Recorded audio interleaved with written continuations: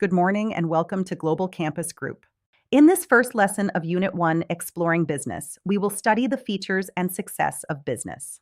This lesson introduces some of the most important foundation ideas in business. We will look at three main areas. First, we will explore the features of businesses. Second, we will examine stakeholders and their influence. Third, we will look at effective business communications. By the end of this lesson, you should be able to explain the key features of different businesses, identify internal and external stakeholders, and understand why communication is essential to business success. There are many factors that influence the success of a business. These include its ownership, liability, purpose, sector, size, scope of activities, stakeholders, and the way it communicates information. Success does not mean exactly the same thing for every organization. For one business, success may mean high profits and expansion. For another, success may mean meeting community needs, staying financially sustainable, or delivering a public service effectively. A business can take different ownership forms. These are grouped into private, public, and not-for-profit organizations. Private businesses are owned by individuals or shareholders and usually operate to generate profit. A sole trader is a business owned and run by one person. The owner and the business are legally the same entity. A partnership is owned by two or more people who share responsibility for the business. A private limited company, or LTD, has separate legal identity from its owners. Its shares are privately held and are not offered to the general public. A public limited company, or PLC, is also a separate legal entity, but its shares can be offered to the public through a stock exchange. Although it is called public limited, it remains part of the private sector, not the government sector. A cooperative is owned and controlled by its members and is run for their mutual benefit. Another important business feature is liability. Unlimited liability means the owner is personally responsible for business debts. This usually applies to sole traders. If the business cannot pay what it owes, personal assets may be at risk. Limited liability means the owners are only responsible up to the amount they have invested. Their personal assets are generally protected. This applies to limited companies. The purpose of a business may be to provide products, services, or both. A product is a physical item, such as technology. A service is an activity provided to customers, such as teaching or banking. Many businesses combine both. Business purpose often depends on ownership type. A private business may focus on profit, growth, survival, and market share. A public sector organization may focus on service quality. A not-for-profit organization may focus on education, housing, or healthcare relief.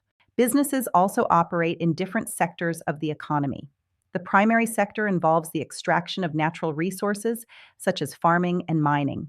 The secondary sector involves transforming raw materials into finished goods. The tertiary sector focuses on providing services such as retail and education. The quaternary sector focuses on knowledge-based services and information, such as information technology, research, and data services. The scope of a business refers to the geographical range of its activities.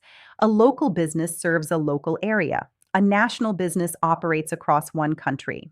An international business operates in more than one country. The size of a business is often measured by the number of employees. A micro business has up to 9 staff. A small business has between 10 and 49 staff. A medium business has between 50 and 249 staff. A large business has 250 or more staff. Different organizations measure success in different ways. A profit-seeking business may measure success through profit and market share. A not-for-profit organization may measure success by how well it achieves its mission. We now move to stakeholders. A stakeholder is any person or group that can affect or be affected by a business. Stakeholders are divided into two categories. Internal and external. Internal stakeholders are people inside the business. Managers make decisions and guide the business. Employees perform the day-to-day work. Owners have overall responsibility and are directly interested in its success. External stakeholders are outside the business. Suppliers provide materials, lenders provide finance. Customers buy the products or services of the business. Government agencies regulate business activity. Communities are affected by employment and social impact. Pressure groups seek to influence business behavior. Stakeholders influence business success in different ways. Shareholders focus on returns, customers provide revenue, employees influence success through productivity. Communities and interest groups shape public reputation and expectations around corporate social responsibility. The final part of this lesson is effective business communication. Businesses must deliver information in the right way for the audience. Effective communication supports clarity, coordination, and strong performance. Poor communication can lead to misunderstanding, errors, and delay.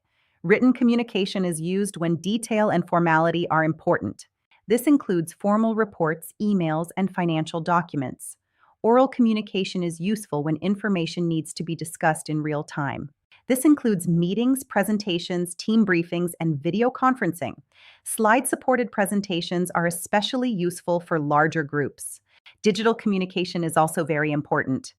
Businesses use social media to connect with customers and build brand awareness. They may also use virtual communities to exchange ideas and support innovation and growth. Let us now summarize the lesson. We have examined the features of businesses, including ownership, liability, purpose, sector, and measures of success. We have explored stakeholders and their influence and explained why effective communication is essential for business success. These concepts form the foundation of Unit 1. Thank you for joining this lesson from Global Campus Group. See you in the next lesson.